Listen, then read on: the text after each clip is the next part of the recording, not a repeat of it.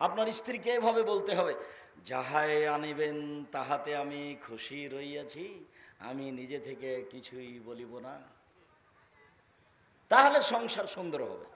আর যদি অভিমান থাকে, যা নিয়ে আসবেন সেটাই আর চলবে না, যেটা নিয়ে আসবেন সেটাই চলবে না। আমি এই কথা বলিনি, এই কথা মোহাম্মদ সাল্লাল্লাহু আলাইহি ওয়াসাল্লাম বলেছেন। 1 মিনিট আমরা কথার মাঝে আছি, 1 মিনিট আমরা কথার মাঝে আছি। আয়েশা রাদিয়াল্লাহু তাআলা আনহা বলেন, একদা আল্লাহর নবী আমাদেরকে চন্দ্র ও সূর্য গ্রহণের সালাত পড়াচ্ছেন। তো যখন সালাম ফিরা হয়ে গেল, তখন সাহাবীগণ বললেন, রাআইনাকা তানাওয়ালতা শাইয়ান মিন মাকামিকা হাজা। আল্লাহর নবী, আপনি এই সলাতের জায়গা থেকে কি যেন নিলেন সলাতের মধ্যে, সুমা তাকা কাত, তারপর দেখলাম আপনি পিছে হটে গেলেন। এইটা কেন? এরকম তো কোনোদিন দেখিনি।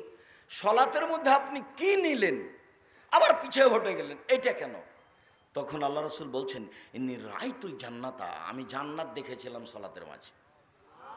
ফাতানাওয়ালতু উনকুদান লাওয়াখাজতু লাকালতুম মা বাকিয়াতিদ দুনিয়া, আমি ফলের একটা গোছা নিতে চাইলাম। যদি আমি একটা ফলের গোছা নিয়ে নিতাম, তাহলে সারা পৃথিবীর মানুষ কিয়ামত পর্যন্ত খেত। মূল আলোচনা হঠাৎ করে এই কথা আসলো কেন, এখন এটা ফিরে আসছে। তারপরে দেখলাম জাহান্নাম। জাহান্নাম তো দেখলাম, আল্লাহুস সামাদ লাম্মারা কাল ইয়াউমে আফজাকাত, এরকম ভাবে ভয়াবহ অবস্থায় জাহান্নামে আমি আর কোনোদিন দেখিনি। তাই আমি পিছে হটছিলাম সলাতের মধ্যে, আমি খুব ভয়াবহ অবস্থায় জাহান্নামকে দেখলাম। ওরাই তো আকসার আহালে হান নিসা, এবার দেখি বেশিরভাগ মহিলা জাহান্নামে, বেশিরভাগ কে? মহিলা। এইটুকু কথা আসছে, যা বলছিলাম সেটার কথাটা এখানে আসছে। তো সাহাবীগণ বললেন, বেমা, কেন মহিলারা বেশিরভাগ জাহান্নামে? তখন আল্লাহ রাসূল বললেন, বেকুফরিহিন না, ওরা কুফরি করে, এজন্য বেশিরভাগ জাহান্নামে। তো সাহাবীগণ বলছেন যে একফুরনা বিল্লাহ, ওরা আল্লাহর কুফরি করে? কালা লা, আল্লাহ রাসূল বলছেন, না না না না, ওরা আল্লাহর কুফরি করে না। একফুরনা লাশিরা ওয়াল ইহসানা, ওরা স্বামীকে মানে না, ওরা অনুগ্রহের দাম দেয় না। লাউ আহসানতা বা ইহদাহুন্না দাহারা, তাদের কারো সাথে যদি সারা জীবন ভালো ব্যবহার করো, সুমারাত মিনকা শায়ান, তারপরে যদি তোমার একটু খারাপ দেখে, খালি একবার মোটা কাপড় দেখে, তাহলে বলবে মা রাইতু মিনকা খায়রান কাত, তোমার মধ্যে আমি কোনোদিন ভালোই দেখিনি, তুমি কোনোদিন মোটা চিকন কাপড়ই আনোনি। এবারে পুরো জীবনটাকে উল্টিয়ে দিবে, এই কারণে বেশি জাহান্নামে যাবে। তো যার কারণে আমি দিনী বোনদের বলবো যে অভিমান কম করেন, সংসার ভালো হবে। আর আপনাদেরকে বলছি, জরুরি প্রয়োজন ছাড়া আপনার স্ত্রী, আপনার মেয়ে বাড়ির বাইরে যাবে না। ধর্মকে অপমান করে, আল্লাহর আইনকে অমান্য করে বাপ বেটি মিলে জান্নাত কেনার চেষ্টা করিয়েন না, ভুল সিদ্ধান্ত। 3 শ্রেণীর মানুষ জান্নাতে যাবে না। মেয়েকে উচ্চশিক্ষিতা করে অপর পুরুষের ঈমান ধ্বংস করে বাপ বেটি জান্নাত কেনার চেষ্টা করিয়েন না, ভুল সিদ্ধান্ত। 3 শ্রেণীর মানুষ জান্নাতে যাবে না। তার 1 শ্রেণীর মানুষ হচ্ছে মদমেনুল খামর, যারা নিয়মিত বিড়ি, তামাক, জর্দা, সিগারেট, গুল, নেশাদার দ্রব্য খায়, পান করে, তারা জান্নাতে যাবে না। 2, ওর রাজলাতু মিনান নিসায়ে, পুরুষের বেশধারী নারী, যারা পুরুষের জুতা স্যান্ডেল পরে, যারা পুরুষের শার্ট প্যান্ট পরে, যারা পুরুষের পোশাক পরে, যারা গেঞ্জি গায়ে দিয়ে রাস্তাঘাটে চলে, এরা জাহান্নামে যাবে না। জাহান্নাম বলতে নারী আর নারী, জাহান্নাম বলতে নারী আর নারী, জাহান্নাম বলতে শুধু নারী আর নারী। তাই রাসূল সাল্লাল্লাহু আলাইহি ওয়াসাল্লাম বলছেন, রাইতু আকসার আহলেহান নিসা, আমি জাহান্নামে দেখলাম শুধু নারী আর নারী। 3, ও দায়ুস আল্লাযী কিরফি আলাল খাবাসা, যে দায়ুস, যে তার বাড়িতে বেহাইয়ের সুযোগ দিয়েছে। এই ছেলে বসো, আপনার মধ্যে থেকে কোনো ছেলে যেন না উঠে। আর আপনাকে আমি অনুরোধ জানাচ্ছি, আপনি আমার দিনী ভাই, আপনাকে আমি অনেক ভালোবাসি। আমি যেভাবেই বলি, আপনি আমার কাছের মানুষ, খুব সাধ করে দূর দূরান্ত থেকে এসেছেন। জায়গা এরা সংকলন করতে পারেনি। এই মুহূর্তে যদি তাদের কাছে বড় জায়গার দাবি করেন, তারা ব্যবস্থা করতে পারবে না। আপনাদের লাখো জনগণ এইভাবে তারা ভাবতেও পারেনি। এখন যে যেখানে আছেন আমাকে দেখতে পান আর না পান, আমার দিনী ভাই বোন, আমি আপনাদেরকে আন্তরিকভাবে অনুরোধ জানাচ্ছি, এমনভাবে বসে থাকবেন, এমনভাবে দাঁড়িয়ে থাকবেন, পাখি যেন আপনাকে পাথর মনে করে। আমি আপনার কিছু না কিছু উপকার করবই করব ইনশাআল্লাহ। আমি আপনার জন্য এসেছি খুব কষ্ট করে। গত রাতে আমি ছিলাম সেই দিনাজপুর কোথায় এক শেষ প্রান্তে, ওখান থেকে আমি ঢাকা গেছি, ঢাকাতে প্রতিষ্ঠানে কিছু কাজ করেছি, ওখান থেকে আমি এখানে এসেছি। আমার এই আশার সাথে কষ্ট জড়িয়ে আছে। আপনাকে আমি ভালোবাসি, আপনি অল্প সময় ধৈর্যের পরিচয় না দিয়ে, কোনো বাহানা দিয়ে, পেশাব পায়খানার বাহানা দিয়ে, চা খাওয়ার বাহানা দিয়ে বাইরে যায়েন না।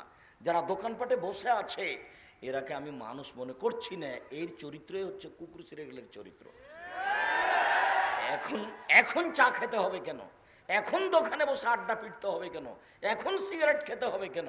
এখন ভাবির সাথে গল্প করতে হবে কেন? এখন চাচাতো বোন নিয়ে গল্প করতে হবে কেন? আপনি নিজেকে মানুষ মনে করেন না? আপনি গরু ছাগল মনে করেন, কুকুর শ্রীগাল মনে করেন নিজেকে? বুঝে না ওরা, অন্তর আছে বুঝে না, বোঝা দরকার ছিল। দেখেও দেখে না ওরা, চক্ষু আছে দেখে না, শোনেও শোনে না ওরা, কান আছে শোনে না। উলায়েকা কালানাম, তারা পশু প্রাণীর মতো, তারা গরু ছাগলের মতো, তারা কুকুর শ্রীগেলের মতো, বালহুম আদাল, বরং তার চেয়ে খারাপ। এ কথা আমি বলিনি, এ কথা আল্লাহ তাআলা বলেন। কাজে আপনি দয়া করে যেখানে আছেন আমাকে দেখতে পান আর না পান, মুসলিম বোন মুসলিম ভাই অনেক ভালোবাসা নিয়ে এসেছেন, কিছুক্ষণ ধৈর্যের পরিচয় দিয়ে বসে থাকবেন। আপনার আমি কিছু না কিছু উপকার করবই করব ইনশাআল্লাহ। বলছিলাম, নেশাদার দ্রব্য পান করলে এমন একটা পাপ হয় যে পাপের দুনিয়াবি শাস্তি আছে। উল্লেখ্য যে মনে রাখবেন, 3 শ্রেণীর মানুষকে হত্যা করতে হয় যদিও তারা পরহেজগার। 3 শ্রেণীর মানুষকে হত্যা করতে হয় যদিও তারা পরহেজগার। 2 শ্রেণীর মানুষের বাঁচার পথ আছে, তবে 1 শ্রেণীর মানুষের বাঁচার পথ নেই। কেউ যদি বলে কোরআন মাজিদ মানি না, কেউ যদি বলে গাভীর দুধ হারাম, তাহলে তাকে হত্যা করতে হবে সরকারিভাবে। এর নাম মুরতাদ, এ ধর্মত্যাগী হয়েছে, একে হত্যা করতে হবে সরকারিভাবে। ফাঁসির মঞ্চে নিয়ে যাওয়া হয়েছে, ফাঁসটা গলায় দেওয়া হয়েছে টান টান, তখন বলছে আমার ভুল হয়েছে, আমার ভুল হয়েছে, আমি কথা ফিরিয়ে নিলাম, কোরআন মাজিদ আল্লাহর বিধান। তখন তার আর ফাঁসি হবে না, তাকে নামিয়ে নিতে হবে। 2 কেসাস, আমি আপনাকে হত্যা করেছি, আপনার বাপ মা আমাকে হত্যা করে নেবে। এখন আমাকে ফাঁসির মঞ্চে নিয়ে যাওয়া হয়েছে, তো এখন আপনার বাপ মা বলছেন না না না না না না, আমরা কেসাস নিব না, মাফ করে দিলাম, আমরা কেসাস নিব না। তাহলে আমাকে ফাঁসির মঞ্চ থেকে নামিয়ে নেওয়া হবে, কেননা আপনি মাফ করে দিয়েছেন।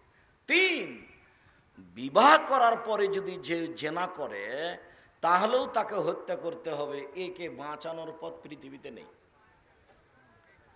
বিবাহ করার পরে কোনো মহিলা কোনো পুরুষ যদি জেনা করে তাহলে তাকে দুনিয়াতে বাঁচানোর কোনো পথ নেই, কোনো পথই নেই। তাকে যদি বাঁচাতে হয় তাহলে আবার মুহাম্মদ সাল্লাল্লাহু আলাইহি সাল্লামকে দুনিয়াতে আসতে হবে, এসে বলতে হবে পৃথিবীর মানুষ শোনো, আমি মুহাম্মদ সাল্লাল্লাহু আলাইহি সাল্লাম বলছি, বিবাহ করার পরে যদি কেউ জেনা করে তাহলে তার ফাঁসি হবে না, তাকে ইট ঢেল পাথর দিয়ে মারতে হবে না, আমি ঘোষণা করে দিলাম। যেহেতু মুহাম্মদ সাল্লাল্লাহু আলাইহি সাল্লাম আর কোনোদিন আসবেন না, কাজে এই সিদ্ধান্ত কোনোদিন পরিবর্তনও হবে না।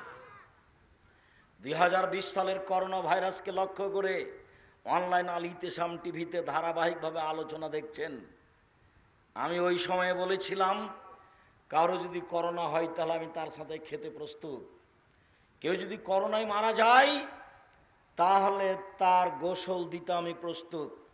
তাকে গোসল দেওয়াতে যদি আমারও করোনা হয় তাহলে আমি বলবো না যে এই কারণে করোনা হয়েছে, আমি বলবো পৃথিবীর সৃষ্টির 50,000 বছর পূর্বে আমি করোনায় মারা যাব, এটা লেখা হয়ে গেছে, সেই জন্য আমাকে ধরেছে। আমি অল্প দিন বাঁচতে এসে শিরক করে মরতে রাজি নই। তখন আমি বলেছিলাম 3 ফুট পর পর দাঁড়ানোর যদি বৈধতা দিতে হয় তাহলে মোহাম্মদ সাল্লাল্লাহু আলাইহি সাল্লামকে আবার দুনিয়াতে আসতে হবে। যেহেতু এটা ইবাদত, কাজে 3 ফুট পর পর দাঁড়ানোর কোনো বৈধতা মানুষ দিতে পারবে না। দুনিয়াতে আবার মোহাম্মদ সাল্লাল্লাহু আলাইহি সাল্লামকে আসতে হবে, এসে বলতে হবে পৃথিবীর মানুষ শুনে রেখো, এখন নামাজে দাঁড়িয়ে 3 ফুট পর পর দাঁড়ালে কোনো সমস্যা নেই, আমি ঘোষণা দিলাম। যেহেতু মোহাম্মদ সাল্লাল্লাহু আলাইহি সাল্লাম কিয়ামত পর্যন্ত আর কোনোদিন আসবেন না, কাজে 3 ফুটের বৈধতা আর কিয়ামত পর্যন্ত হবে না। কাবা ঘর কেন? কাবা ঘর কেন? সারা পৃথিবীর মানুষ যদি 3 ফুট পর পর দাঁড়ায় তবু এটা জায়েজ হবে না। দুবাইয়ে গিয়ে আমি বলছি, আরে আমার পাশে দাঁড়ান তো, পায়ে পা লাগিয়ে জরিমানা হতে পারে, ফাঁসি হবে না। তো আমি ওই সময় 1 মাস ছিলাম, কোনোদিন আমি আমার পাশে যে আছে তাকে দূরে দাঁড়াতে দিনি, তুমি আমার পাশে দাঁড়াও, জরিমানা হতে পারে, ফাঁসি হবে না। আর আমি কোনোদিন ওর 5 পয়সার দামও দিইনি। ছেলেটা যখন বিমানে আমাকে খুব চাপ দিয়ে বলছে যে মাস্ক লাগান, মাস্ক লাগান, লাগাতেই হবে, যাই ছেলে অত জুলুম করো কেন? আমি যখন উঠছিলাম তখন তুমি দেখতে পাওনি, তখন তো আমার মুখে মাস্ক ছিল না, তুমি আমাকে নামিয়ে দিতে, আমি আমার পথ বেচাই করে নিতাম। যা করেছো খুব বেশি করেছো, জুলুম করো না। তখন দেখা যায় যে ওই ওর পক্ষে দিয়ে একজন থাকে, গোটা বিমানের লোক আছে, সবই আমার সাথে আছে। সম্মানিত দিনী ভাই বোন, বড় অন্যায়ের কথা বলছিলাম। কেউ যদি জেনা করে ফেলে তাহলে তার দুনিয়াবি শাস্তি হচ্ছে তাকে ইট ঢেল পাথর দিয়ে মেরে ফেলতে হবে। অবাক পাপ, যেই পাপের পরে বেঁচে থাকার কোনো সুযোগ নেই। আব্দুর রাজ্জাক সাহেব, যাদের ঘটে গেছে তাদের কি হবে? তাদের তো আর বিচার হচ্ছে না। আল্লাহর সাথে জড়িত পাপ, তাকে চিন্তা করতে হবে না, দিনরাত কান্নাকাটি করলেই ক্ষমা হবে ইনশাআল্লাহ। এ তো মানুষের জমি জোর করে দখল করা হয়নি, এ তো মানুষকে অপমান করা হয়নি, এ তো একটা রিক্সাওয়ালাকে 1 থাপ্পড় দিয়ে ভাড়া না দিয়ে তাকে বিদায় করা হয়নি। রিক্সাওয়ালাকে 1 থাপ্পড় দিয়ে ভাড়া না দিয়ে বিদায় করে দিলে এটা আর ক্ষমা হবে না। ব্যাংকে লোন নিয়ে বাড়ি করবেন না, ব্যবসা করবেন না। ব্যাংকে লোন নিয়ে বাড়ি করবেন না, ব্যবসা করবেন না। লোন নিয়ে বাড়ি করে চলে গেলেন, এটা আপনার জানা যায় হবে না। জান্নাত তো বহু দূরের কথা, জানা যায় নেই, আপনার জানা যায় হবে না। আমি বলেছি, আমার পরামর্শ নেন, ভালো হবে। আমি বলেছি চকলেট দিয়ে ব্যবসা করেন 5 বছর, তাহলে লোন দেওয়া লাগবে না। 3 বছর কলার ব্যবসা করেন, লোন নেওয়া লাগবে না। 5 বছর কাপড়ের ব্যবসা করেন, লোন নেওয়া লাগবে না। ধনী হতে সময় লাগবে 25 থেকে 30 বছর। আপনি একদিনই কলিকাতায় হিরোইন কিনলেন, ঢাকায় বিক্রি করলেন, কোটি টাকার আছে, এটা হবে? লোন খুব খারাপ জিনিস। আল্লাহ রাসূল বলছেন যে শহীদ হয়ে গেলে সব পাপ ক্ষমা, তবে যেটা কর্জ ঋণ নিয়েছে সেটা ক্ষমা হবে না। 4 শ্রেণীর মানুষের কবরের শাস্তি হয় না। চট করে মাথায় কথাটা আসলে বলে রাখি। 1, জুমার দিন মারা গেলে কবরের শাস্তি হয় না। 2, শহীদ হলে কবরের শাস্তি হয় না। 3, পেট ব্যথায় মারা গেলে কবরের শাস্তি হয় না। 4, সূরা মুলক নিয়মিত পড়ে রাতে ঘুমালে কবরের শাস্তি হবে না। এই 4টার 3টাই কঠিন, উপরের 3টে। তার মানে আপনি জুমার দিন মারা যাবেন কিনা আপনি বলতে পারবেন তো, ওটা গেল। আপনি শহীদ হবেন কিনা, কোনটা যে শহীদ, এদেশের মাটিতে সবাই শহীদ, হিন্দু মুসলমান বলতে পারে। এখন কে যে শহীদ তা তো বলা যায় না, কাজেই কবরের শাস্তি মাফ হবে এটাও বলতে পারছি না। 3, পেট ব্যথায় মারা গেলে কবরের শাস্তি হবে না। আমিও পেট ব্যথায় মারা গেলাম, তো এই যেটা কোন ব্যথা আমি এটা ঠিক বলতে পারছি না। 4, সূরা মুলক 30 আয়াত, খুব সহজ। রাতে পড়ে শুইবেন, এশার সালাতের পরে এসে পড়ে নেবেন, তারপর শুয়ে যাবেন। ডান কাতে শুইবেন, সব সময়তে পা পূর্ব দিকে না পশ্চিম দিকে এটার বিবেচনা নেই। শুধুমাত্র পেশাব পায়খানাতে কেবলার দিকে মুখ করে বসতে হয় না। আর ঘুমানোর সময়তে পা কোন দিকে থাকবে, মাথা কোন দিকে থাকবে, এটা হিসাব নেই। ঘুমানোর সময়তে সুন্নাত হলো ডান কাতে। বুঝাতে পারলাম না? ঘুমানোর সময় সুন্নাত কিভাবে কিভাবে ঢুকে গেল। আরে শোনো শোনো, পশ্চিম দিকে পা করে শুয়ো না। বগুড়াতে কোথায় একদিন প্রোগ্রামে গেছিলাম, এক লোক বলছে এসে যে এই যে পূর্ব দিকে পা করে, পশ্চিম দিকে পা করে শুয়ে আছে, বক্তব্য শুনবো না, তাই বলছে আমাকে। দেখেন তো তার আকীদা কেমন। অথচ শোয়ার বিধান হলো ডান কাত, পা কোন দিকে আছে সেটা নয়। আর পেশাব পায়খানার বিধান হলো কেবলামুখী হওয়া যাবে না। একটা আর একটাতে ঢুকে গেছে, তার নাম বাংলাদেশ। ধর্ম ইসলাম সৌদি আরব থেকে বের হয়ে ইরাকে ঢুকেছে, ইরাক থেকে বের হয়ে ইরানে ঢুকেছে, ইরান থেকে বের হয়ে ভারত, বাংলাদেশ, পাকিস্তানে এসেছে। আস্তে আস্তে উল্টে গেছে। তাই তো মুকসাদুল মুমিনিনে লেখক লিখলেন হেডলাইন যে অবিবাহিত ছেলে মেয়ের পড়া নিষেধ। এখন অবিবাহিত ছেলে মেয়ে দেখে, কি রে কি আছে লেখা, একটু দেখতো। সবাই দেখে, সবাই দেখে, সবাই দেখে, মিথ্যা কথা দিয়ে পরিপূর্ণ, হেডলাইনই ভুল। তো এখন ওখানে লেখা আছে সফরের পূর্বে স্ত্রী মিলন হলে ছেলে ভ্যাংচা হয়, ভরা পেটে স্ত্রী মিলন হলে ছেলে টেরা হয়, চন্দ্র সূর্য গ্রহণের সময় স্ত্রী মিলন হলে ছেলে কানা হয়। এইভাবে একবারে পুরো আলোচনা লিখে রেখেছে। আল্লাহর হস্তে, আল্লাহর কসম, আল্লাহে, আল্লাহর কসম, আল্লাহে, আল্লাহর কসম। এই হেডলাইনের শুরু থেকে শেষ পর্যন্ত একটা কথাও সত্য নয়। সবই আল্লাহর আদেশের, আল্লাহর আইনের, আল্লাহর হুকুমের বিরোধী, কোরআন মাজিদের বিরোধী। কোরআন মাজিদে আল্লাহ বলছেন নিসা হুকুম হারফুল্লাকুম ফাতু হারসাকুম। পৃথিবীর মানুষ তোমাদের স্ত্রী তোমাদের ক্ষেত, পৃথিবীর মানুষ তোমাদের স্ত্রী তোমাদের জমি, পৃথিবীর মানুষ তোমাদের স্ত্রী তোমাদের ক্ষেত, পৃথিবীর মানুষ তোমাদের স্ত্রী তোমাদের জমি। ফাতু হারসাকুম, তোমরা তোমাদের জমিতে আসো, তোমাদের খেতে আসো, তোমাদের ইচ্ছে মতো। সকালেই কি, বিকালেই কি, দুপুরেই কি, ভরা পেটেই কি, চন্দ্রগ্রহণ লাগলেই কি আর না লাগলেই কি। সম্মানিত দিনী ভাই বোন, ধর্ম বিকৃত আছে পৃথিবীতে। পরিবেশ দুর্বল হবে এমন কিছু করতে হবে না আবেগে। আর আপনাকে আমার কথার সাথে সাড়া দিতে হবে না। আর খুব ভদ্রতা বজায় রাখতে হবে, এই জন্য যে জনগণ অনেক বেশি, যেভাবে তারা ব্যবস্থাপনা নিয়েছিল তাদের একবার নাগালের অনেক বেশি হয়ে গেছে। কাজে আপনারা যদি নিজেরা ধৈর্যের পরিচয় না দেন তাহলে পরিবেশ কন্ট্রোল হবে না। আর আপনাকে আমি বারবার বলে থাকি, আমি নির্বাচন করতে আসিনি,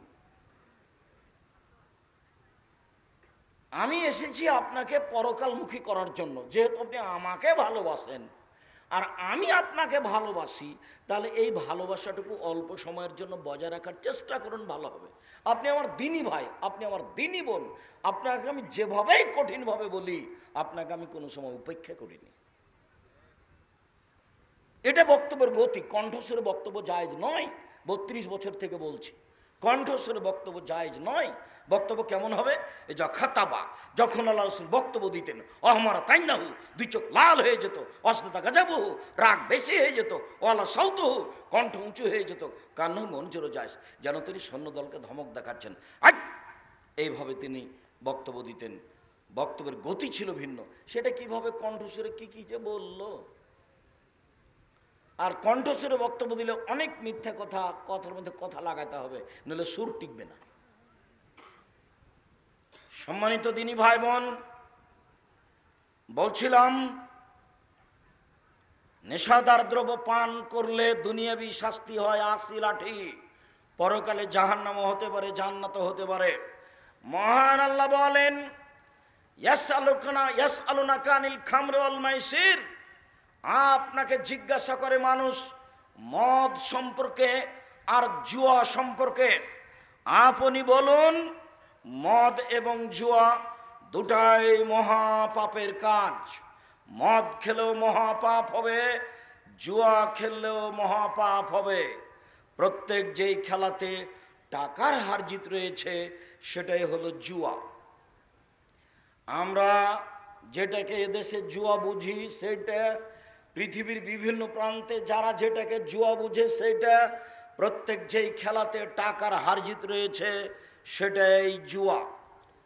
আন্তর্জাতিক ফুটবল খেলা বড় জুয়া, আন্তর্জাতিক ক্রিকেট খেলা বড় জুয়া। আমি তোমাকে দেখেছি পাড়ার বাইরে বিশাল এক ফেস্টন লাগিয়ে রেখেছ, আর তোমাদের বাড়িতে একটা পতাকা দিয়েছ। তোমার বাপ পাকিস্তানের পক্ষে, তাই পাকিস্তানের পতাকা আছে, আর তুমি ব্রাজিলের পক্ষে, তাই ব্রাজিলের পতাকা। বাপের বাড়িতে দুইটা পতাকা একসাথে চলছে। পাগল হয়ে গেছে বাপ বেটা, গরু ছাগল হয়ে গেছে কখন কখন। বোকা ছেলে, তুমি ব্রাজিলের পতাকা বাড়ির ওপরে চাপাও, তোমাকে যদি ব্রাজিল পায় তো পায়খানা টয়লেট থেকে এক বালতি পায়খানা নিয়ে তোমার মাথায় ঢেলে দিবে।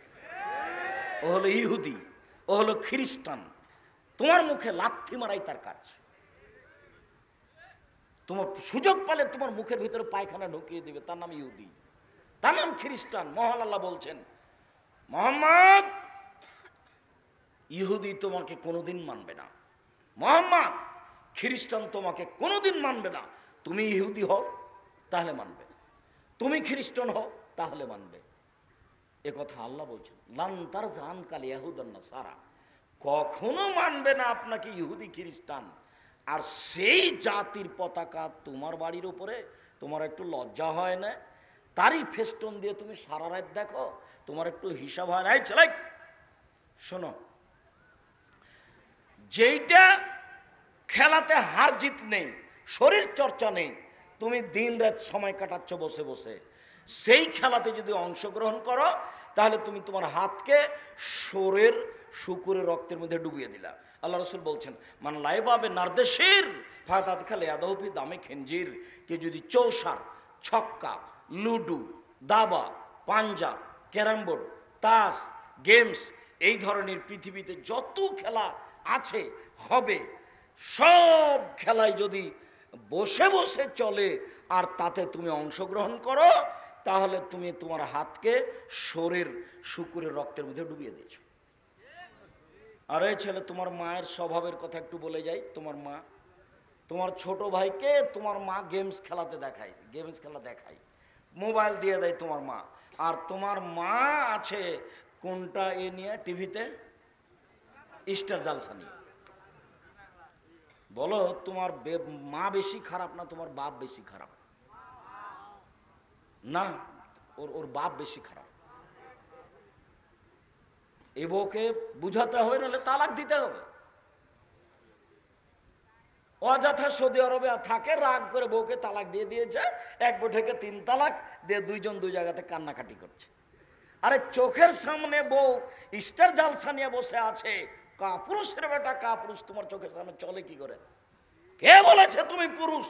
আপনার মতো লোককে যদি পুরুষ অস্বীকার না করতে পারি তাহলে আমি বক্তব্য দিব না। কিসের আপনি পুরুষ?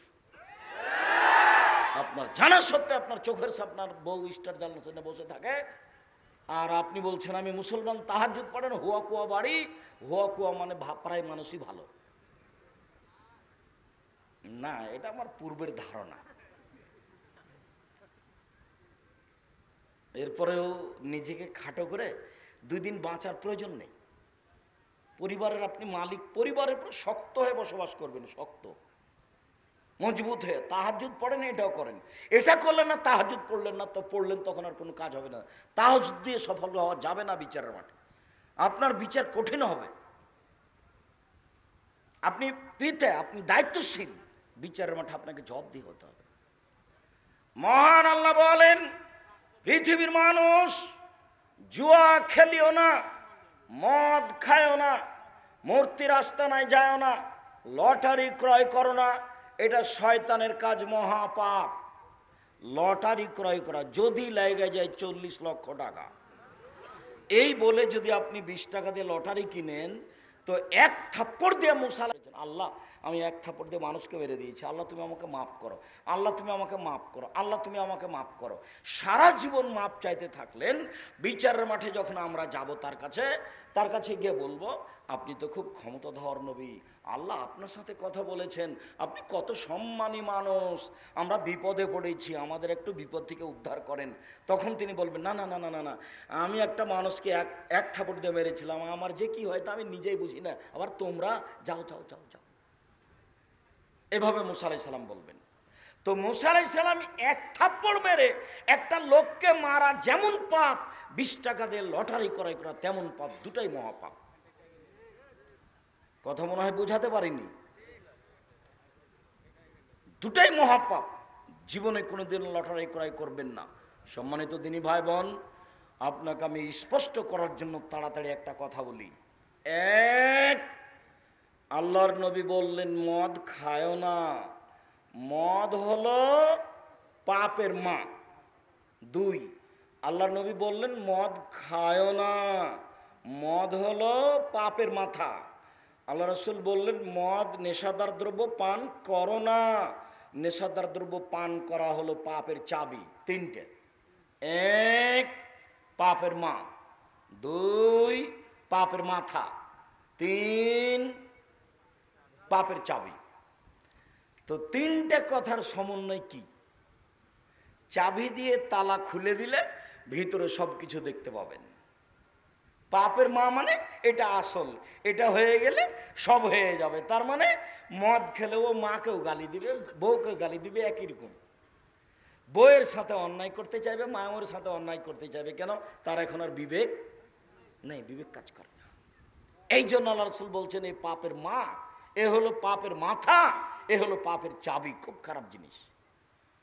পৃথিবীর কোনো পাপকে এভাবে আল্লাহ রাসূল উল্লেখ করেননি যে না যদি বিবাহের আগে হয় 80 লাঠি, যদি পরে হয় তাহলে ইট পাথর দিয়ে হত্যা, চুরি হাত কাটানো, এভাবে নেই। সুদ খেয়েছে তোবা করো, ঘুষ দিয়েছে তোবা করো, জেনা করেছে তোবা করো, মানুষকে মেরেছে হাত ধরে ক্ষমা নাও। কিন্তু এইভাবে বলেননি যে এটা পাপের মাথা, এটা পাপের মা, এটা পাপের চাবি। কোনো পাপের সাথে এই ভাষা নেই। আমি মনে হয় ভালো করে কথা বুঝাতে পারি না। কথা কি স্পষ্ট হয়? তার মানে অন্য কোনো পাপের সাথে এরকম ভাষা নেই। আপনি অবাক হবেন। আরো দেখেন, রাসূল সাল্লাল্লাহু আলাইহি সাল্লাম বলেন মান শারবাল খামরা, পৃথিবীর মানুষ শুনে রেখো, কেউ যদি নেশাদার দ্রব্য পান করে তাহলে লাম ইয়ারজাল্লাহু আনহু 40 লাইলা, 40 দিন আল্লাহ তার দিকে হবে না, ও আল্লাহকে নিজের দিকে করতে পারবে না। এমন কোনো পাপ নাই। সুদ খাওয়া তো মহাপাপ। রাসূল সাল্লাল্লাহু আলাইহি সাল্লাম বলছেন কেউ যদি জেনে শুনে 1 টাকা সুদ খায়, 36 বার জেনা করে যত পাপ হবে, 1 টাকা সুদ খেলে তার চেয়ে বেশি পাপ হবে। রাসূল সাল্লাল্লাহু আলাইহি সাল্লাম বলছেন সুদের পাপের 70টি ভাগ রয়েছে। ছোট ভাগ হলো মার সাথে জেনা করলে যেমন পাপ হয়। রাসূল সাল্লাল্লাহু আলাইহি সাল্লাম বলছেন যে যদি সুদ খায় তাহলে তাকে রক্তের নদীতে ফেলে দিয়ে 5 থেকে পাথর মেরে তার মুখখানাকে ভেঙে চৌচির করে দেওয়া হবে। সুদ খাওয়া মহাপাপ। এর পরেও আল্লাহ রাসূল বলেননি যে 40 দিন আল্লাহকে ও নিজের দিকে করতে পারবেন না। সুদ খেয়েছে সকালে, বিকেলে বলছে আল্লাহ আমার ভুল হয়ে গেছে, আমি সুদের লেনদেন বাদ দিলাম, তুমি আমাকে মাফ করো।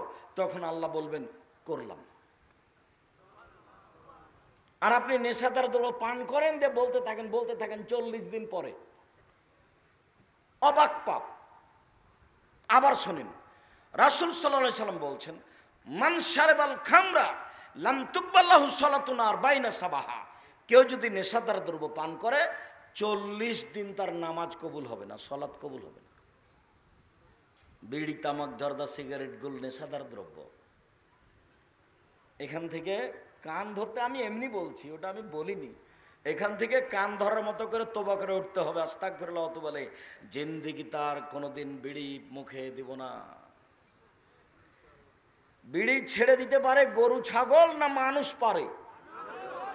আপনি আগেকার কথা খুব ভালো করে ধরতে পারেননি। আল্লাহ কিন্তু মানুষকে গরু ছাগল বলেননি, বলেছেন গরু ছাগলের মতো। আল্লাহ মানুষকে কুকুর সিরগাল বলেননি, কি বলেছেন? কুকুর সিরগালের মতো। কেন? কুকুর সিরগাল কোনোদিনই তার নীতিকে পরিবর্তন করতে পারবে না, কিন্তু মানুষ কি করতে পারে? পারে।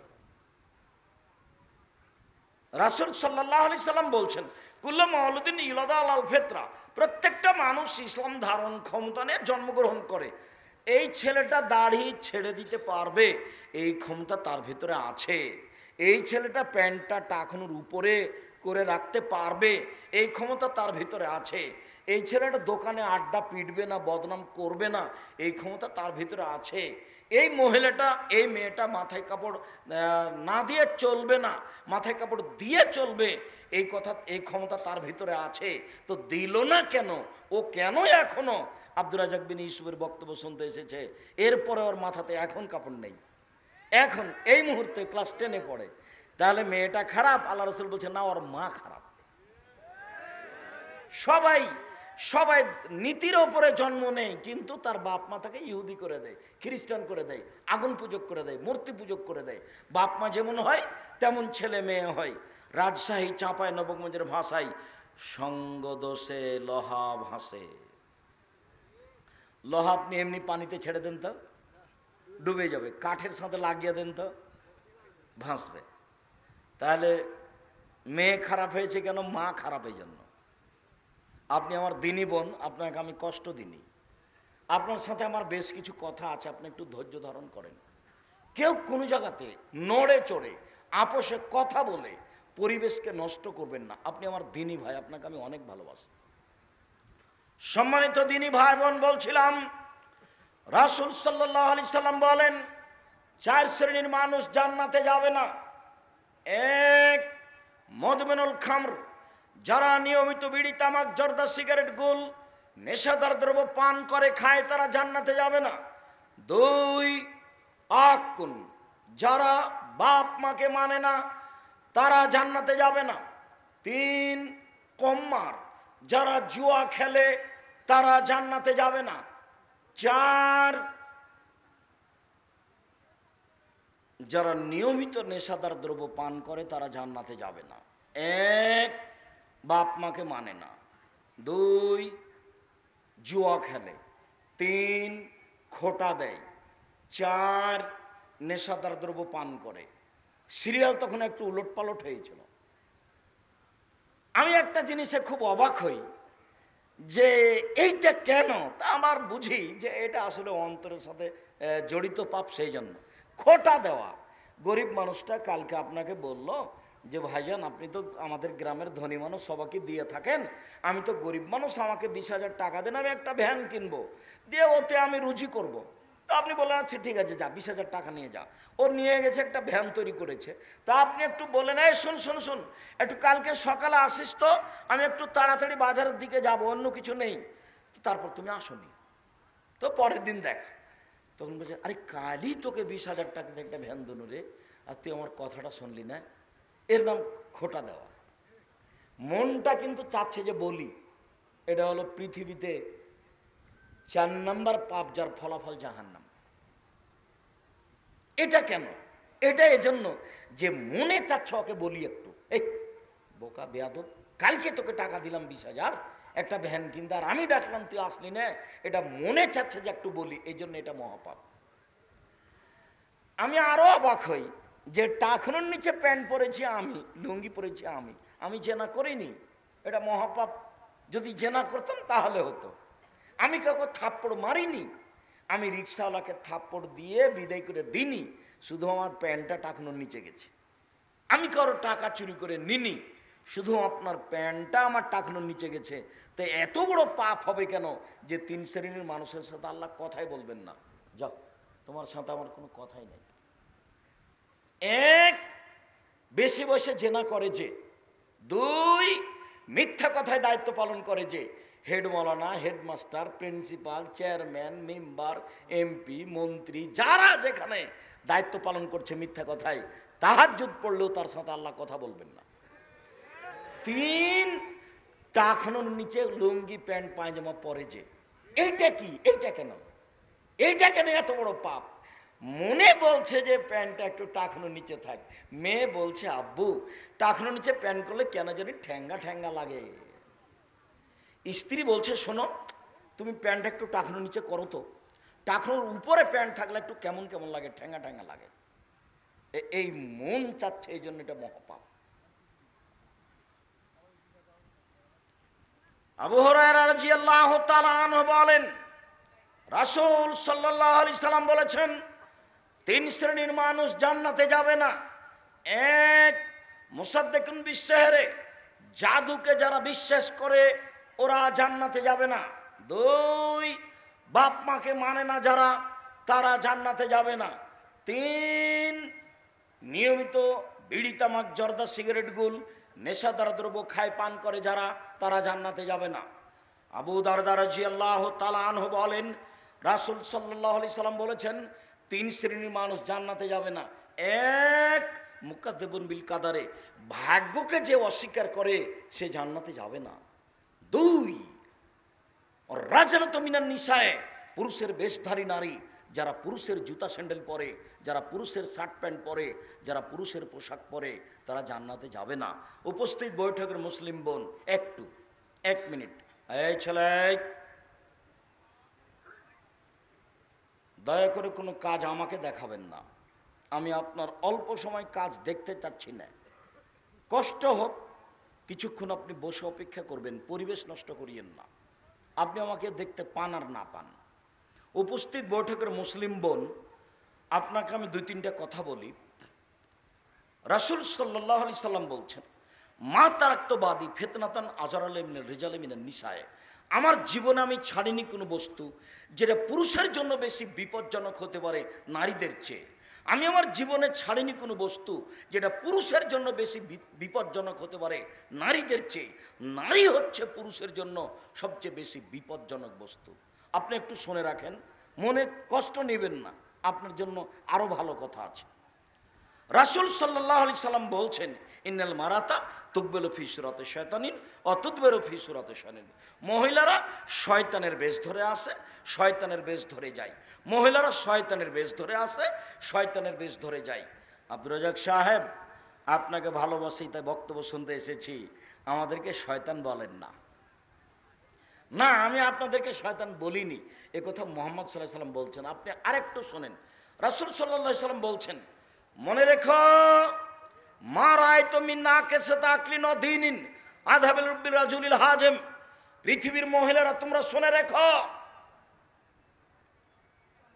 বুদ্ধি কম, বিবেক কম, এরপরেও মানুষের বুদ্ধি বিবেককে ধ্বংস করতে পারে তোমাদের চেয়ে কেউ আমি কাউকে দেখি না।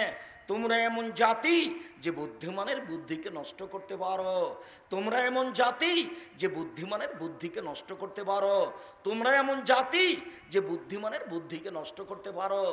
একবার যদি আপনার পাশে হাসি মুখে কথা বলে, তাহলে আপনার ঈমান বিক্রি হয়ে যাবে। এর নাম নারী, খুব সাবধান। শুনুন, রাসূল সাল্লাল্লাহু আলাইহি সাল্লাম বলছেন, সিনফানে মিন আহলিন নার, 2 শ্রেণীর মানুষ জাহান্নামে যাবে, আমি তাদের দেখিনি। 2 শ্রেণীর মানুষ জাহান্নামে যাবে, আমি তাদের দেখিনি। 1, মাহুম সিয়াতুন, 1 শ্রেণীর মানুষ যাদের হাতে থাকবে লাঠি, গাভীর লেজের মতো, একদিক মোটা একদিক চিকন, এ দিয়ে তারা মানুষকে মারবে, এরা জাহান্নামে যাবে। 2, নিসাউন, মহিলা, কাশে এতন, কাপড় পরে থাকে, আর এতন উলঙ্গ। মনে হচ্ছে আল্লাহ রাসূল দেখে দেখে বলছেন। ভাইজান, আপনি কষ্ট পাচ্ছেন, মনে হচ্ছে আপনার স্ত্রীকে দেখে দেখে বলছেন। আপনার স্ত্রী বসে আছে এখানে, ছোট ব্লাউজ পরে আছে, পেট দেখা যাচ্ছে। আমি দায়ী না, আপনি দায়ী। আপনার মেয়ে এখানে বসে আছে, ক্লাস 10-এ পড়ে, মাথায় কাপড় নেই, এখন আমি দায়ী নই, আমাকে দায়ী করিয়েন না, আপনাকে আমি অনেক ভালোবাসি। নিসাউন, মহিলা, কাশে এতন, কাপড় পরে থাকে, আর এতন উলঙ্গ, মমিলাতুন, ওরা পুরুষকে নিজের দিকে আকৃষ্ট করে, মায়েলাতুন, ওরা নিজেরা আকৃষ্ট হয়, লায়াত খোলান জান্না, এরা জান্নাতে যাবে না, জান্নাতে যাবে না, যাবে না। ওলা ইয়াজিদুনা রিহাহা, এরা জান্নাতের গন্ধ পাবে না। ফেনে রিহা লা তুজাদ মিন মাসিরাতে কাদা ওয়া কাদা, এই জান্নাতের গন্ধ 1 বছরের দূরত্ব পথ থেকে পাওয়া যায়। উপস্থিত বৈঠকের মুসলিম বোন, আপনাকে সতর্ক করে সান্ত্বনা দেওয়ার জন্য বলছি, আপনাকে আমি শয়তানের সাথে তুলনা দিইনি, আপনাকে আমি জাহান্নামী ঘোষণা করিনি। জান্নাত মানুষের জন্য তৈরি করা হয়েছে। আপনাকে আমি মনে করি খাদিজার মতো, আপনাকে আমি মনে করি আয়েশার মতো। 1 মিনিট দেখবেন, এদিকে দেখেন, 1 মিনিট দেখবেন, এদিকে দেখেন। জিবরাইল আল্লাহ রাসূলের কাছে আসলেন, জিবরাইল এসে বলছেন আল্লাহ রাসূলকে, হাজি খাদিজা, ওই যে ওই যে ওই যে ওই যে খাদিজা, ওই যে মাহায়নাউন, তার সাথে একটা পাত্র আছে, ফিহে এদামুনতম, ওই পাত্রে আছে তরকারি, ওই পাত্রে আছে খাদ্য, ওই পাত্রে আছে তরকারি, ওই পাত্রে আছে খাদ্য। এই যে আতাতকা, যখন আপনার কাছে চলে আসবে মোহাম্মদ, ফাকরা আলাইহা সালাম মিন রাব্বিহা মিন্নি, আপনি তাকে বলেন, খাদিজা আল্লাহ তোমাকে সালাম দিয়েছে। আপনি একটু বলেন, খাদিজা জিবরাইল তোমাকে সালাম দিয়েছে। আবার একটু বলেন, খাদিজা তোমার জন্য জান্নাতে একটা হীরা মুক্তা মাণিক্য দিয়ে ঘর তৈরি করা হয়েছে, যেখানে কোনো হইচই নেই। খাদিজা মহিলা মানুষ নয়? খাদিজা মহিলা মানুষ তো। তা আল্লাহ রাসূল যে বললেন যে শয়তানের বেশ ধরে আসে, শয়তানের বেশ ধরে যায়, মহিলারা শয়তানের বেশ ধরে আসে, শয়তানের বেশ ধরে যায়। তা আল্লাহর নবী কি খাদিজাকে এভাবে বললেন? অবশ্যই না। অবশ্য আপনাকে আমি এ কথা বলিনি, আপনি আজ থেকে ভালো হয়ে যান। 1 মিনিট, আরেক মিনিট দেখেন, আল্লাহ নবী বলছেন, আয়েশা তোমাকে জিবরাইল সালাম দিল। মানে এক জায়গাতে 3 জন, যেখানে আয়েশা সেখানে মোহাম্মদ সাল্লাল্লাহু আলাইহি সাল্লাম, সেখানে জিবরাইল, 3 জন এক বিছানে, 3 জন এক লেপের নিচে, 3 জন এক বিছানে, 3 জন এক লেপের নিচে। আল্লাহ নবী বলছেন, আয়েশা হাজা জিবরাইল, এই যে জিবরাইল তোমাকে সালাম দিল। একবারে এইভাবে বলছেন, আয়েশা হাজা জিবরাইল, এই যে জিবরাইল তোমাকে সালাম দিল। তখন আয়েশা বলছেন, ওয়ালাইহিস সালাম ওয়া রাহমাতুল্লাহ, তাকেও সালাম, তার উপর শান্তি অবতীর্ণ হোক। ফালা তারা ওয়ালা নারা, ফাতারা ওয়ালা নারা। আরে আপনি তো দেখতে পান, আমরা তো দেখতে পাই না। আরে আপনি তো জিবরাইলকে দেখতে পান, আমরা তো দেখতে পাই না। এক বিছানে 3 জন। 1 মিনিট, আপনাকে আমি আয়েশার আর একটা কথা শোনাই। মুহাম্মদ সাল্লাল্লাহু আলাইহি সাল্লাম কোথায় মারা গেছিলেন তা কি আপনাদের জানা আছে? আয়েশা রাদিয়াল্লাহু আনহার ঘরে। আল্লাহ রাসূলের কবর হয়েছিল কোথায়? আয়েশা রাদিয়াল্লাহু আনহার ঘরে। তাহলে আয়েশা যখন কবরের পাশে যেতেন তখন মাথায় কাপড় দিতেন না, তিনি বলতেন এটা তো আমার স্বামীর কবর। তো কয়দিন পরে তার বাপের কবর হলো, তো তিনি এমনিতে যেতেন, এটা তো আমার স্বামীর কবর, এটা তো আমার বাপের কবর, তিনি মাথায় কাপড় না দিয়েই ওখানে চলে যেতেন। কয়দিন পরে উমর রাদিয়াল্লাহু তাআলার কবর হলো, তখন তিনি বলছেন, না এখানে একজন বেগানা মানুষের কবর আছে, আমি মাথায় কাপড় না দিয়ে যাব না।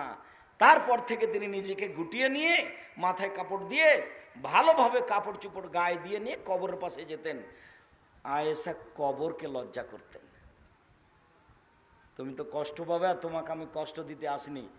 আপনি একজন দিনী বোন, আপনার দেবরের মোটরসাইকেল আসছেন, আপনি বলেন আপনি এবার কোনটা হলো? এখানে যত মহিলা আছে, এমনও মহিলা আছে যার মোবাইলে 100 ছেলের নাম্বার আছে, যার সাথে জেনার গল্প করে।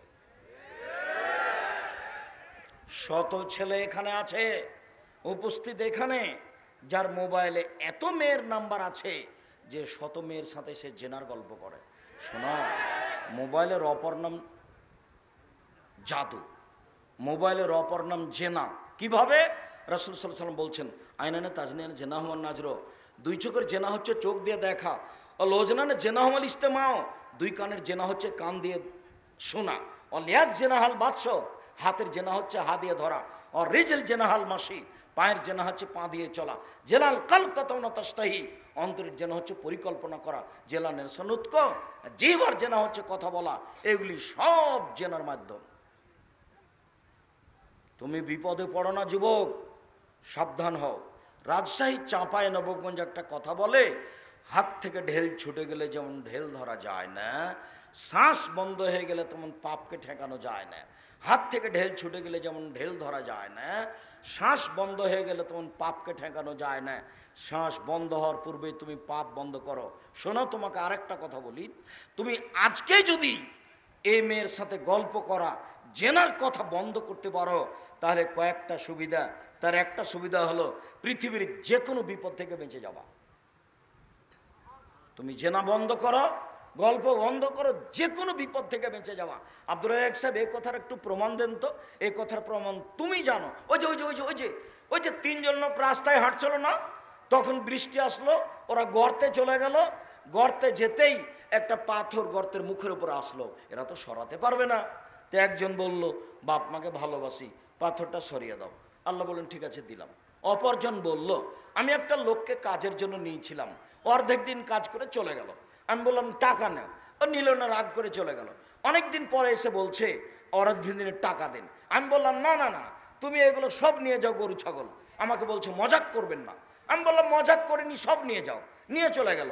আমি বললাম আল্লাহ তোমাকে সন্তুষ্ট করার জন্য এটা করেছি, তুমি একটু পাথরটা সরিয়ে দাও। আল্লাহ বলছে ঠিক আছে দিলাম। তৃতীয় জন বলছে আল্লাহ আমার একটা চাচাতো বোন ছিল, খুব সুন্দরী ছিল, আমি তার সাথে জেনা করতে চেয়েছিলাম। সে বলেছিল যে 100টা স্বর্ণ মুদ্রা লাগবে। আমি গরিব মানুষ, ভেবেছিলাম আমি পারবো না। হাড় ভাঙা পরিশ্রম করে টাকা সংগ্রহ করলাম, টাকার হাতে দিলাম, জেনায় বসলাম। সে আমাকে বলল যে ইত্তাকিল্লাহ, আল্লাহকে ভয় কর, ফাকুম তানহা। আমি ওখান থেকে উঠে গেছি, আমি জেনা করিনি। তোমাকে সন্তুষ্ট করার জন্য যদি এটা করে থাকি তাহলে পাথরটা সরিয়ে দাও। আল্লাহ বলেন ঠিক আছে দিলাম। এ দেখো তুমি বিপদ থেকে বেঁচে গেছো। তুমি যদি জেনা বন্ধ করতে পারো তাহলে বিচার মাঠে তুমি বিশেষ ছায়াতলে থাকবা। 7 শ্রেণীর মানুষের মধ্যে তুমি 1 শ্রেণীর মানুষ। আবু মুসা আশআরী রাদিয়াল্লাহু তাআলা আনহু বলেন রাসূল সাল্লাল্লাহু আলাইহি সাল্লাম বলেছেন লা ইয়াকুনান্না মিন বাদি আকুম ইস্তাহিলুনাল হিরা ওয়াল হারা ওয়াল হারির ওয়াল খামরা ওয়াল মাজিব। অচিরে আমার উম্মত এমন হয়ে যাবে যারা জেনাকে হালাল মনে করবে। অচিরে আমার উম্মত এমন হয়ে যাবে যারা রেশমি কাপড়কে হালাল মনে করবে। অচিরে আমার উম্মত গান বাজনা বাদ্যযন্ত্রকে হালাল মনে করবে। অচিরে আমার উম্মত নেশাদার দ্রব্য পান করাকে হালাল মনে করবে। হাদিস বুখারী মুসলিম। এই ছেলে একটু ধৈর্যের পরিচয় দাও, আমরা অল্প সময়ের মধ্যেই কথা শেষ করব। কাজেই তুমি পরিবেশ নষ্ট করো না। সম্মানিত দিনী ভাই বোন, অত্র বুখারী মুসলিমের হাদিসে বোঝা যায় মানুষ নেশাদার দ্রব্য পান করাকে এবং জেনাকে হালাল মনে করবে। আবু মুসা আশআরী রাদিয়াল্লাহু তাআলা আনহু বলেন রাসূল সাল্লাল্লাহু আলাইহি সাল্লাম বলেছেন লা ইয়াশরাবানা নাসুন মিন উম্মতি, আমার উম্মত মদ খাবে, নাম দিবে অন্য। আমার উম্মত মদ খাবে, নাম দিবে অন্য। এই ছেলেরা, তোমাদের এখানে একটা ঘটনা জানা নাই যে আমি বলেছি ঠান্ডা, পেপসি, আরসি, কোকাকোলা মদ, তখন আর একজন বলেছেন না এগুলো মদ নয়। তো সেটা তো তোমরা জানো।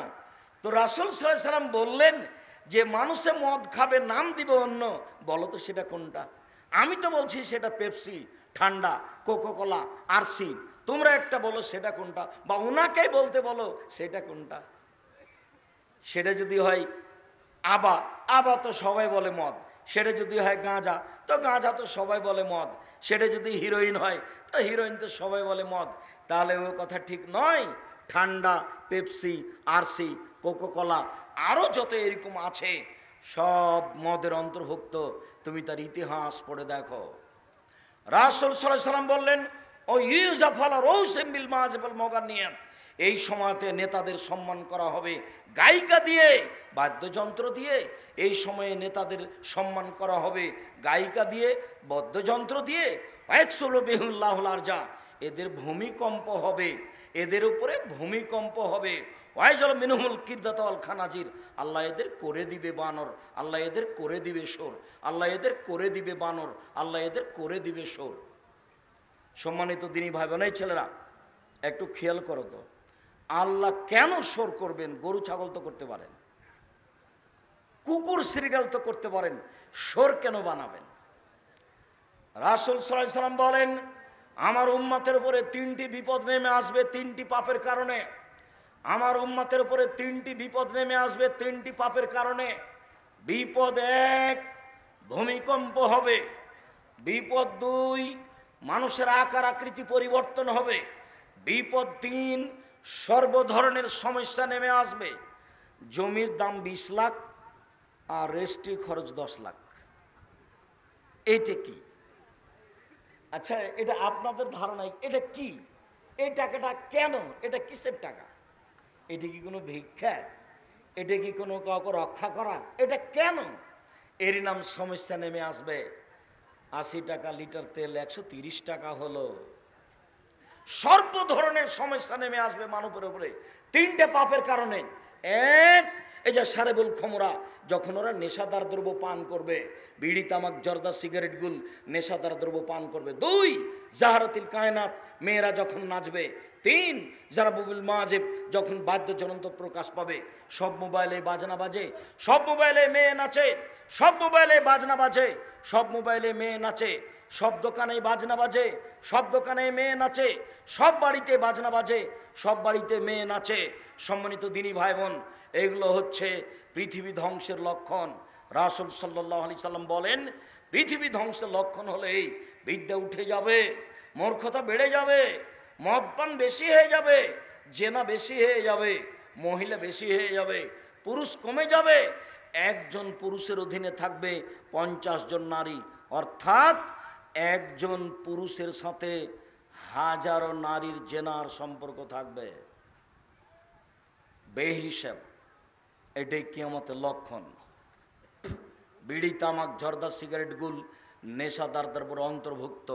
আব্দুর রাজ্জাক সাহেব, এই কথা একটু বুঝিয়ে বলেন তো। আমরা তো বিড়ি সিগারেট অনেকেই খাই, আমরা তো এটাকে তেমনটা মনে করি না। আল্লাহ রাসূল বললেন, মাসকারা কাসিরুহু ফাকালিলুহু হারাম। যে জিনিসটা কম খেলে, বেশি খেলে বিবেকের ক্ষতি হবে, তার কমও হারাম। যে লোকটা নিয়মিত জর্দা খায়, তাকে হাফ কেজি জর্দা খাইয়ে দেন তো দেখি।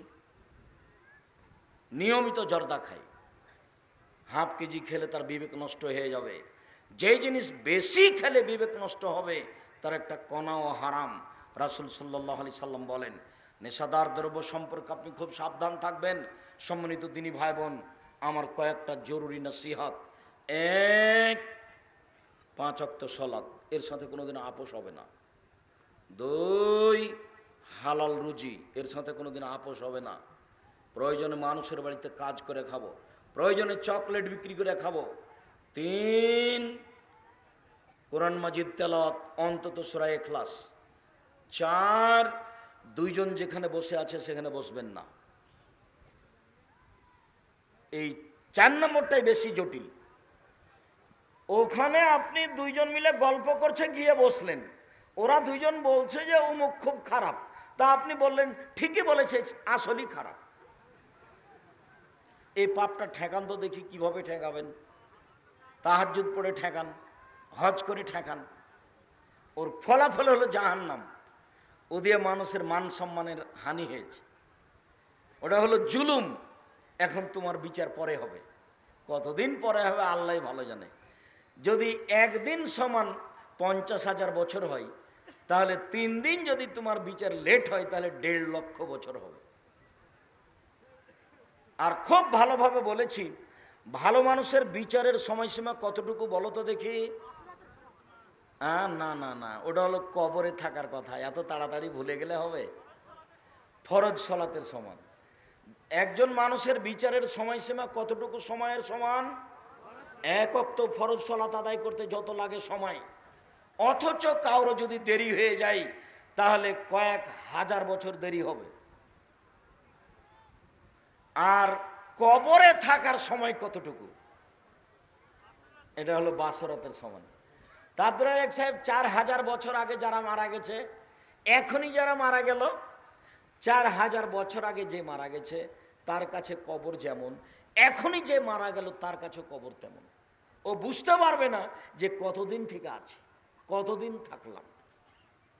যদি ভালো মানুষ হয়, তাহলে বাসর রাতে ঘুমিয়েছে রাত 3টের দিকে, 4:30 5টার দিকে তার বউ বলছে উঠেন, আজান হয়ে গেছে, আজান হয়ে গেছে। সবচেয়ে তার কাছের মানুষ, প্রিয় মানুষ, এখন ঘুম থেকে উঠে চোখের উপরে আঙ্গুল দিচ্ছে, আর মনে হয় আরে এখনই তো ঘুমালাম, এখনই তো ঘুমালাম। ভালো মানুষকে যখন কবর থেকে উঠানো হবে, তখন ও বিরক্ত হবে, আরে এখনই তো ঘুমালাম। এর নাম ভালো মানুষ, এর নাম কবর। কবর যত কঠিন, কিয়ামত তার চেয়ে অনেক বেশি কঠিন। কিয়ামত যত কঠিন, জাহান্নাম তার চেয়ে অনেক অনেক অনেক বেশি কঠিন। কি দিয়ে বুঝায় আপনাকে আমি কিয়ামত কত কঠিন? কি দিয়ে বুঝায় আপনাকে আমি জাহান্নাম কত কঠিন? আল্লাহর হস্তে রাতে উঠে সালাত পড়তে শিখুন। 2 রাকাত, 4 রাকাত, 8 রাকাত। কাঁধ সামনাসামনি। জমা থাকবে কি? থাকতে পারে। ফাঁক থাকবে কি? থাকতে পারে, কোনো সমস্যা নেই, কিন্তু কাঁধ সামনাসামনি। আর যখন বলবেন আমাকে এখনই দিতে হবে, এখনই, আমার ছেলেকে জেল থেকে এখনই বের করতে হবে, তখন এইভাবে হাত একবার লম্বা করে করে দিতে হবে, উপরে করে দিতে হবে। এটা যদি পানি চাওয়া হয় এখনই পানি দিতে হবে, তাহলে এইভাবে। আর এটা যদি পানি চাওয়া না হয় এখনই আমাকে বিপদ থেকে বাঁচাতে হবে, তাহলে এইভাবে। ফাঁক থাকবে কি? থাকতে পারে। জমা ধরবে কি? ধরতে পারে। এটা নিয়ে কোনো বিধান নেই। হাত উঠানো বিধান। হাত উঠিয়ে কেউ যদি আল্লাহকে বলে তাহলে তার আল্লাহ হাত ফিরিয়ে দিতে লজ্জা পায়। এটাই ঠিক। সম্মানিত দিনী ভাই বোন, আমি আপনাদেরকে কয়েকটা নসিহত পেশ করলাম। বিড়ি তামাক জর্দা সিগারেটগুলোর ব্যবসা করতে, তা খেতে বারণ করলাম। মোবাইলে ল্যাংটা মেয়ে দেখতে নিষেধ করলাম। এমনিতে জাহান্নাম কিনে নিয়েন না, আপনার ইবাদত সব কিছু হারিয়ে যাবে, ঈমান হারিয়ে যাবে। এই মোবাইল ব্যবহার করিয়েন না। এরপরে জরুরি কয়েকটা কথা। এই ছেলে, দ্বিতীয় জরুরি কথা হলো এই যে আপনি জামিয়া সালাফে খুব ভালোবাসেন। আমার মনে বড় সাধ, আমি এদেশের মাটিতে উন্নত মানের প্রতিষ্ঠান গড়বই গড়ব ইনশাআল্লাহ, যেখানে ছেলে মেয়ে বাংলা, ইংরেজি, আরবি উন্নত মানের শিক্ষা অর্জন করে জাতির অন্যায়ের বিরুদ্ধে লড়বে মুখে কলমে মিডিয়ায়। সেটাই জামিয়া সালাফে ডাঙ্গিপাড়া, পাওয়া, রাজশাহী 26 বিঘা জমির উপর অবস্থান করে। সেটাই জামিয়া সালাফে রূপগঞ্জ, নারায়ণগঞ্জ, ঢাকা 51 বিঘা জমির উপর অবস্থান করে। সেটাই জামিয়া সালাফে তেঘরা, বিরল, দিনাজপুর প্রায় 18 বিঘা জমির উপর অবস্থান করে। সেটাই জামিয়া সালাফে বরিশাল। সম্মানিত দিনী ভাই বোন, আমার মনে বড় সাধ, এই প্রতিষ্ঠানের মাধ্যমে এদেশের পুরুষ নারীর অন্যায়ের বিরুদ্ধে লড়বো ইনশাআল্লাহ, মুখে কলমে মিডিয়ায়। মুখে বলছি, যা দেখতে পাচ্ছেন মিডিয়া দেখতে পাচ্ছেন, অনলাইন আল ইতিসাম টিভি, এইগুলোই মিডিয়া। আমি যেখানে যেতে পারি না সেখানে যেতে পারে। এক সময় আমার সামনে এগুলো খাড়ো করা সম্ভব ছিল না, এখন এগুলো সহজেই খাড়ো করতে পারে। কেন? আমি এর ফল ভোগ করতে পারি। পৃথিবীর যেখানেই যাই, ওমানে হোক, সৌদি আরব হোক, যে কোনো দেশে যাই, যখন বিমানবন্দর থেকে নামি তখন মানুষ আমার পিছনে খালি ছুটে আসে। যেখানে যায়, রাস্তাঘাটে চললেই, যে কোনো জায়গাতে। এগুলো হলো মিডিয়ার মাধ্যম, যার কারণে মিডিয়া দামে দিন প্রচার করতে চাই। কলম। আমার মনে বড় সাধ, কলমে আমি সঠিক দিন প্রচার করবো ইনশাআল্লাহ। সেটাই হলো মাসিক আল ইতিসাম পত্রিকা, যাতে 50টা প্রশ্নের উত্তর আছে। সেটাই হচ্ছে এই বই পুস্তকগুলি। কে বড় লাভবান, কে বড় ক্ষতিগ্রস্ত, আদর্শ নারী, আদর্শ পরিবার, উপদেশ, আপনার ওই যে তাওজিহুল কোরআন, তারপরে হজ উমরার উপরে বই, তার উপরে পোশাকের উপরে বই। এই বইগুলিকে আমি কলম হিসাবে আপনাদের সামনে পেশ করছি। মুখে কলমে মিডিয়া আমি দিন প্রচার করব ইনশাআল্লাহ। জামিয়া সালাফের মাধ্যমে মানুষের অন্যায়কে দূরীভূত করব ইনশাআল্লাহ। সেই পদক্ষেপ নিয়ে চলছি। আপনাদের জামিয়া সালাফিয়া ডাঙ্গিপাড়া পাওয়া, রাজশাহীতে সম্মেলন 22-23 ডিসেম্বর। আপনাদের জামিয়া সালাফিয়া তেঘরা, বিরল, দিনাজপুর 3রা ফেব্রুয়ারি। আপনাদের জামিয়া সালাফিয়া আপনার ইয়েতে নারায়ণগঞ্জ, ঢাকা, এটা হলো মার্চের 2-3। আপনি অবশ্যই উপস্থিত হবেন। আপনাকে আমি ভালোবাসি। আপনি এই প্রোগ্রামকে সফল করার চেষ্টা করবেন। এই এলাকার যারা, আল্লাহ আপনাদের কবুল করুন। আমার দিনী ভাই বোন যারা দূর দূরান্ত থেকে এসেছে, তুমি তাদের এই আশাকে কবুল করো। আল্লাহ, যারা আমার মারা গেছে তাদের কবরের শাস্তি মাফ করো। যারা আমরা অসুস্থ, তুমি এদের আরোগ্য দান করো। সম্মানিত দিনী ভাই বোন, মহিমাগঞ্জ থেকে বাস যাবে ছেলেরা বলছে, আর সাতিয়ানতলা থেকে বাস যাবে। আপনারা আপনাদের মতো যাওয়ার চেষ্টা করবেন ইনশাআল্লাহ। স্টেজ থেকে বইগুলি সংগ্রহ করেন, আর আমি আপনাদের কিছু জিজ্ঞাসার উত্তর দিই। ফজরের আজান কয়টি? ফজরের আজান 1টি। কবর জিয়ারতে কোন দোয়া বলতে হয়? কবর জিয়ারতে প্রথমে বলবেন আসসালামু আলাইকুম আহলাদ দিয়ারে মিনাল মুমিনিন ওয়াল মুসলিমিনা। এরপরে জানাজার দোয়া পড়বেন। এরপরে আপনার যা ভালো লাগে। তবে প্রথমে ইসমে আজম পড়বেন, তারপরে দুরুদ পড়বেন, তারপরে জানাজার দোয়া পড়বেন।